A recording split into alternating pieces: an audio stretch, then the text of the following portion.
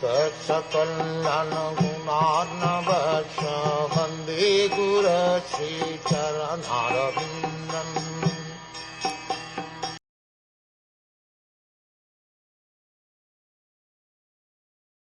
He approached the personality of Godhead, who bestows all boons and who dispels the agony of his devotees and of those who take shelter of his lotus feet. He manifests his innumerable transcendental forms for the satisfaction of his devotees. Here the words Bhaktanam Anurupatma Darshanam mean that the personality of Godhead manifests his multiforms according to the desires of the devotees. For example, Hanumanji, Vajrangaji, wanted to see the form of the Lord as the personality of Godhead Ramchand, whereas other Vaishnavas want to see the form of Radha Krishna, and still other devotees want to see the Lord in the form of Lakshmi Narayan. The Mayavadi philosophers think that although all these forms are assumed by the Lord, just as the devotees desire to see him, actually he is impersonal. From Brahm Samhita, however, we can understand that this is not so, for the Lord has multi-forms.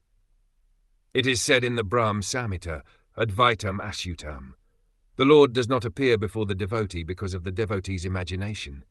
Brahm Samhita further explains that the Lord has innumerable forms. Ramadi Murtishu Kalaniyamina Tishtan. He exists in millions and millions of forms. There are 84 lakh spices of living entities, but the incarnations of the Supreme Lord are innumerable. In the Bhagavatam it is stated that as the waves in the sea cannot be counted but appear and disappear continually, the incarnations and forms of the Lord are innumerable. A devotee is attached to a particular form, and it is that form which he worships. We have just described the first appearance of the boar within this universe. There are innumerable universes, and somewhere or other the boar form is now existing. All the forms of the Lord are eternal. It is the devotee's inclination to worship a particular form, and he engages in devotional service to that form. In a verse in the Ramayana, Hanuman, the great devotee of Ram, said, I know that there is no difference between the Sita Ram and Lakshmi Narayan forms of the Supreme Personality of Godhead, but nevertheless, the form of Ram and Sita has absorbed my affection and love. Therefore I want to see the Lord in the forms of Rama and Sita. Similarly, the Gaudiya Vaishnav loves the forms of Radha and Krishna and Rukmini at Dvarka. The words Bhaktanam Anurupatma Darshanam mean that the Lord is always pleased to favor the devotee in the particular form in which the devotee wants to worship and render service unto him. In this verse it is stated that Brahma approached Hari, the Supreme Personality of Godhead. This form of the Lord is Shirodakashai Vishnu.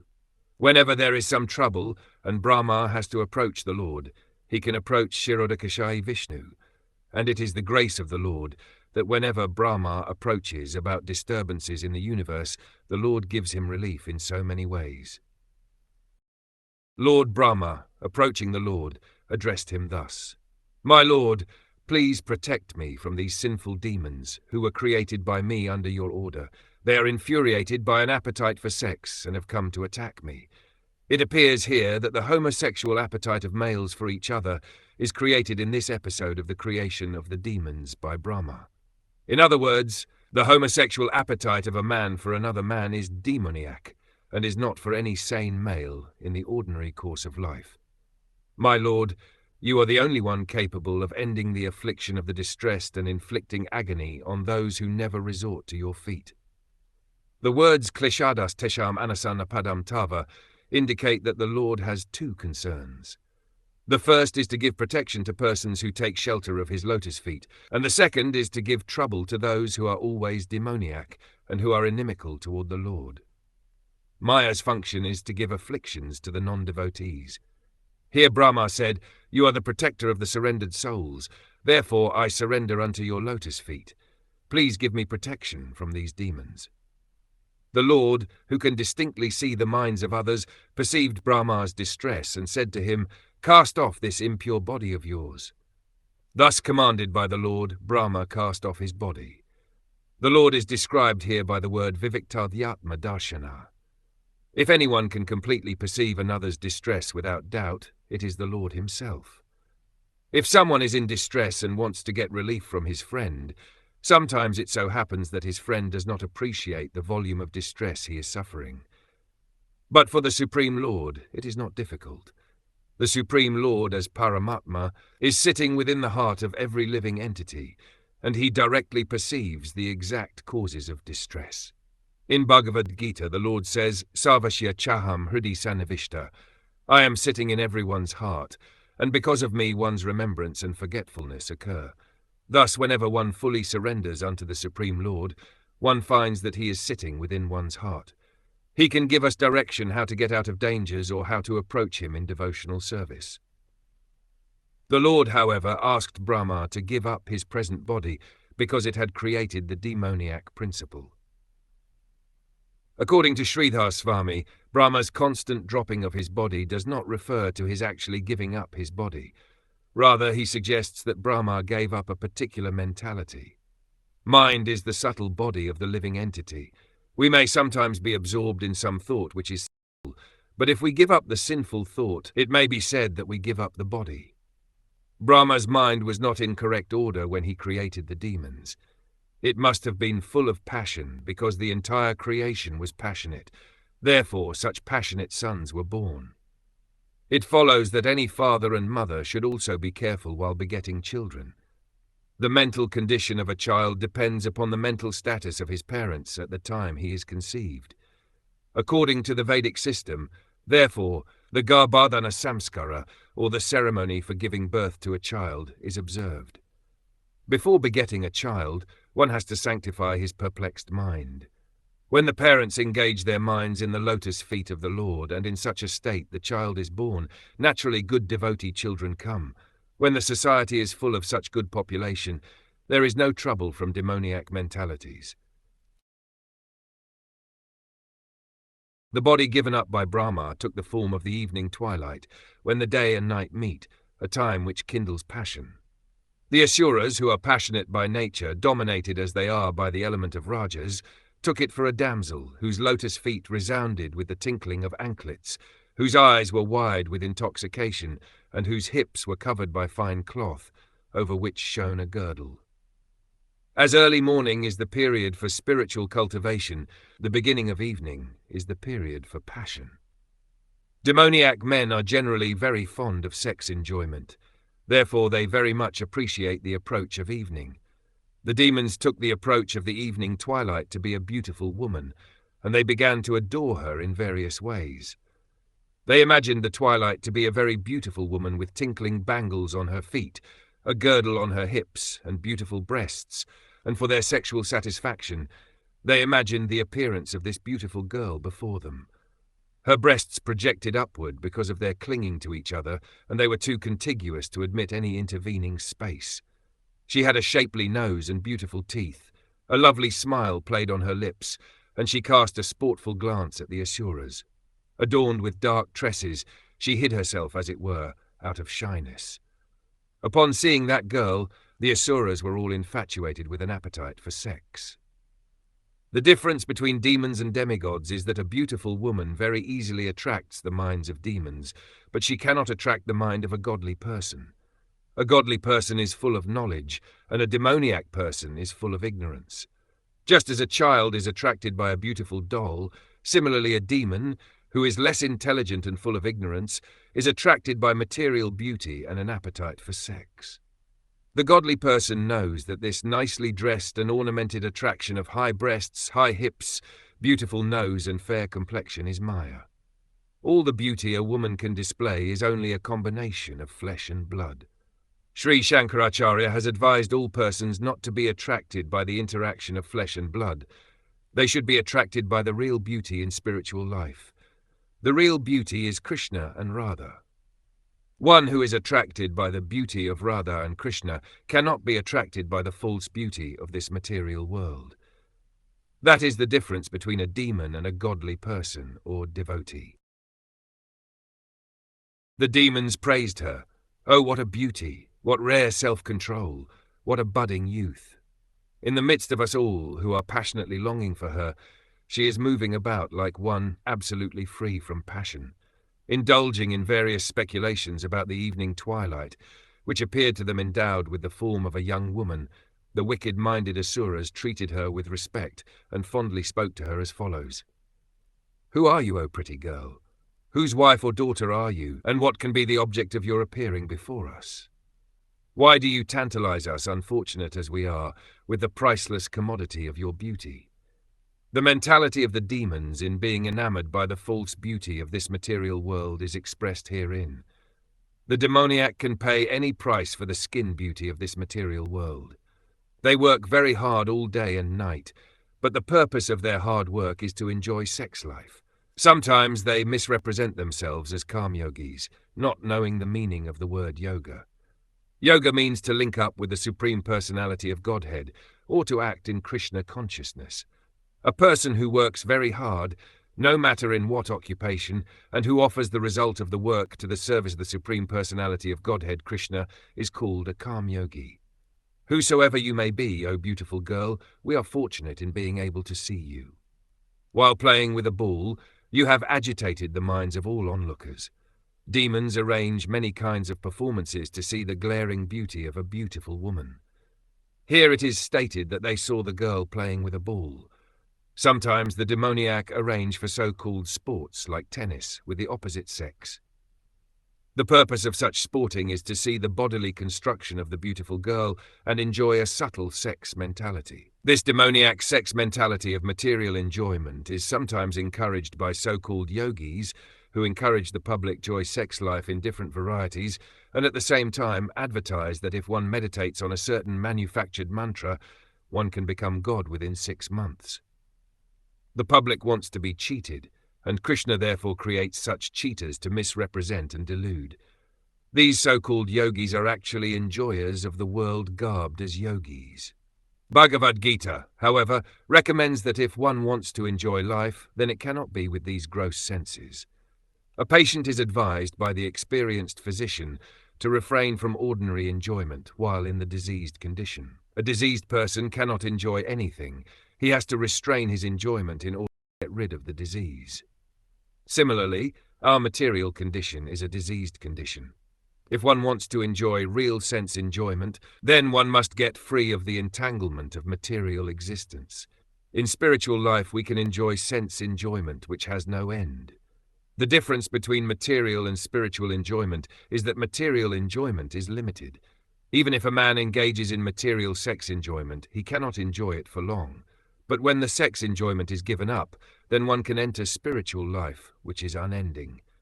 In the Bhagavatam it is stated that Brahma Sokhya, spiritual happiness, is ananta, unending. Foolish creatures are enamored by the beauty of matter and think that the enjoyment it offers is real, but actually that is not real enjoyment. O beautiful woman, when you strike the bouncing ball against the ground with your hand again and again, your lotus feet do not stay in one place. Oppressed by the weight of your full-grown breasts, your waist becomes fatigued, and your clear vision grows dull, as it were. Pray braid your comely hair. The demons observe beautiful gestures in the woman's every step. Here they praise her full-grown breasts, her scattered hair, and her movements in stepping forward and backward while playing with the ball. In every step they enjoy her womanly beauty, and while they enjoy her beauty, their minds become agitated by sex desire. As moths at night surround a fire and are killed, so the demons become victims of the movements of the ball-like breasts of a beautiful woman. The scattered hair of a beautiful woman also afflicts the heart of a lusty demon. The Asuras, clouded in their understanding, took the evening twilight to be a beautiful woman showing herself in her alluring form, and they seized her. The Asuras are described here as muthadiya, meaning that they are captivated by ignorance, just like the ass. The demons were captivated by the false, glaring beauty of this material form, and thus they embraced her. With a laugh full of deep significance, the worshipful Brahma then evolved by his own loveliness, which seemed to enjoy itself by itself, the hosts of Gandharvas and Apsaras. The musicians in the upper planetary systems are called Gandharvas, and the dancing girls are called Apsaras. After being attacked by the demons and evolving a form of a beautiful woman in the twilight, Brahma next created Gandharvas and Apsaras. Music and dancing employed in sense gratification are to be accepted as demoniac, But the same music and dancing, when employed in glorifying the Supreme Lord as kirtana, are transcendental, and they bring about a life completely fit for spiritual enjoyment. After that, Brahma gave up that shining and beloved form of moonlight. Vishvavasu and other Gandharvas gladly took possession of it. The glorious Brahma next evolved from his sloth the ghosts and fiends, but he closed his eyes when he saw them stand naked with their hair scattered. Ghosts and mischievous hobgoblins are also the creation of Brahma. They are not false. All of them are meant for putting the conditioned soul into various miseries. They are understood to be the creation of Brahma under the direction of the Supreme Lord. The ghosts and hobgoblins took possession of the body thrown off in the form of yawning by Brahma, the creator of the living entities. This is also known as the sleep which causes drooling. The hobgoblins and ghosts attack men who are impure, and their attack is spoken of as insanity. The disease of insanity, or being haunted by ghosts, takes place in an unclean state of existence. Here it is clearly stated that when a man is fast asleep and saliva flows from his mouth and he remains unclean, ghosts then take advantage of his unclean state and haunt his body. In other words, those who drool while sleeping are considered unclean and are subject to be haunted by ghosts or to go insane. Recognizing himself to be full of desire and energy, the worshipful Brahma, the creator of the living entities, evolved from his own invisible form, from his navel, the hosts of Sadhyas and Pitas. The Sadhyas and Pitas are invisible forms of departed souls, and they are also created by Brahma. The Pitas themselves took possession of the invisible body, the source of their existence. It is through the medium of this invisible body that those well-versed in the rituals offer oblations to the Sadhyas and Pitas, in the form of their departed ancestors, on the occasion of Shraddha. Shraddha is a ritualistic performance observed by the followers of the Vedas. There is a yearly occasion of 15 days when ritualistic religionists follow the principle of offering oblations to departed souls. Thus those fathers and ancestors who, by freaks of nature, might not have a gross body for material enjoyment, can again gain such bodies due to the offering of Shraddha oblations by their descendants. The performance of Shraddha, or offering oblations with prasada, is still current in India, especially at Gaya, where oblations are offered at the lotus feet of Vishnu in a celebrated temple. Because the Lord is thus pleased with the devotional service of the descendants' grace, by his grace he liberates the condemned souls of forefathers who do not have gross bodies, and he favors them to again receive a gross body for development of spiritual advancement. Unfortunately, by the influence of Maya, the conditioned soul employs the body he gets for sense gratification, forgetting that such an occupation may lead him to return to an invisible body. The devotee of the Lord, or one who is in Krishna consciousness, however, does not need to perform such ritualistic ceremonies as Shraddha because he is always pleasing the Supreme Lord. Therefore his fathers and ancestors, who might have been in difficulty, are automatically relieved. The vivid example is Prahlad Maharaj. Prahlad Maharaj requested Lord Nrsimhamadeva to deliver his sinful father, who had so many times offended the lotus feet of the Lord. The Lord replied that in a family where a Vaishnav like Prahlad is born, not only his father but his father's father and their fathers, up to the 14th father back, are all automatically delivered. The conclusion, therefore, is that Krishna consciousness is the sum total of all good work for the family, for society and for all living entities. In the Chaitanya Charitamrita, the author says that a person fully conversant with Krishna consciousness does not perform any rituals because he knows that simply by serving Krishna in full Krishna consciousness, all rituals are automatically performed. Then Lord Brahma, by his ability to be hidden from vision, created the Siddhas and Vidyadharas and gave them that wonderful form of his known as the Antardan. Antardan means that these living creatures can be perceived to be present, but they cannot be seen by vision. One day, Brahma, the creator of the living entities, beheld his own reflection in the water, and admiring himself, he evolved Kimpurushas as well as Kinnaras out of that reflection. The Kimpurushas and Kinnaras took possession of that shadowy form left by Brahma. That is why they and their spouses sing his praises by recounting his exploits at every daybreak. The time early in the morning, 1.5 hours before sunrise, is called Brahma Muhurta. During this Brahma Muhurta, spiritual activities are recommended. Spiritual activities performed early in the morning have a greater effect than in any other part of the day. Once Brahma lay down with his body stretched at full length. He was very concerned that the work of creation had not proceeded apace, and in a sullen mood he gave up that body too. Oh dear Vidura, the hair that dropped from that body transformed into snakes, and even while the body crawled along with its hands and feet contracted, there sprang from it ferocious serpents and nagas with their hoods expanded. One day Brahma, the self-born, the first living creature, felt as if the object of his life had been accomplished.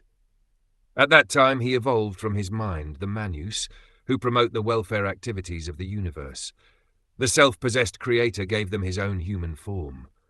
On seeing the Manus, those who had been created earlier, the demigods, the Gandharvas and so on, applauded Brahma, the Lord of the universe.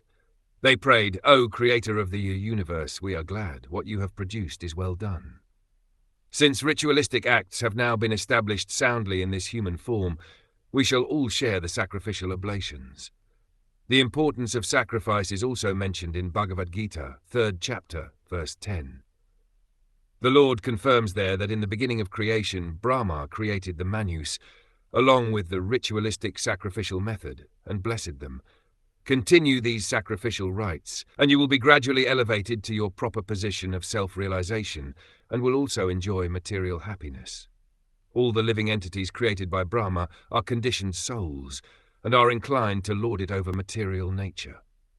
The purpose of sacrificial rituals is to revive, gradually, the spiritual realization of the living entities. That is the beginning of life within this universe. Sacrificial rituals, however, are intended to please the Supreme Lord. Unless one pleases the Supreme Lord, or unless one is Krishna conscious, one cannot be happy either in material enjoyment or in spiritual realization. Having equipped himself with austere penance, adoration, mental concentration and absorption in devotion, accompanied by dispassion, and having controlled his senses, Brahma, the self-born living creature, evolved great sages as his beloved sons. The ritualistic performances of sacrifice are meant for material economic development. In other words, they are meant to keep the body in good condition for cultivation of spiritual knowledge. But for actual attainment of spiritual knowledge, other qualifications are needed. What is essential is vidya, or worship of the Supreme Lord. Sometimes the word yoga is used to refer to the gymnastic performances of different bodily postures which help mental concentration. Generally, the different bodily postures in the yoga system are accepted by less intelligent men to be the end of yoga, but actually they are meant to concentrate the mind upon the supersoul. After creating persons for economic development, Brahma created sages who would set the example for spiritual realization. To each one of these sons, the unborn creator of the universe gave a part of his own body, which was characterized by deep meditation, mental concentration, supernatural power, austerity, adoration, and renunciation. The word viraktimat in this verse means possessed of the qualification of renunciation. Spiritual realization cannot be attained by materialistic persons. For those who are addicted to sense enjoyment, spiritual realization is not possible. In Bhagavad Gita, it is stated that those who are too attached to seeking material possessions and material enjoyment cannot reach yoga samadhi, absorption in Krishna consciousness. Propaganda that one can enjoy this life materially and at the same time spiritually advance is simply bogus. The principles of renunciation are four. 1. To avoid illicit sex life. 2. To avoid meat eating. 3. To avoid intoxication. And 4. To avoid gambling. These four principles are called tapasya, or austerity. To absorb the mind in the Supreme in Krishna consciousness is the process of spiritual realization.